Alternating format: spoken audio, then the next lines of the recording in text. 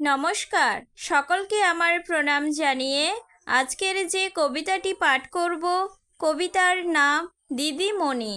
কবি হলেন সুবল চন্দ্র দাস। দিদিমণি দিদিমণি দাও না পড়িয়ে, প্রতীক্ষায় বসে রই বই খাতা ছড়িয়ে।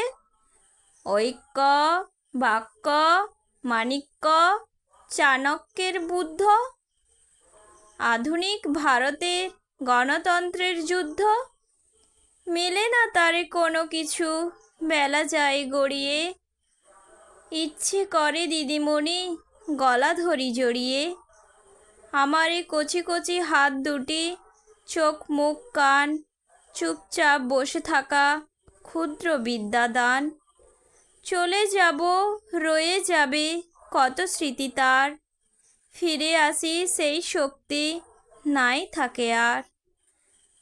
দয়াহীন সংসারে পড়া পড়া খেলা, আসে যায় কত শত আজকের মেলা।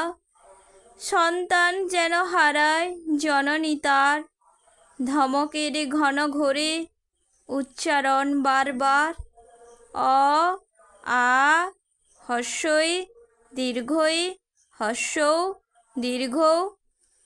তারপরে ছুটি, কবে যেন কুড়ি থেকে ফুল হয়ে ফুটি।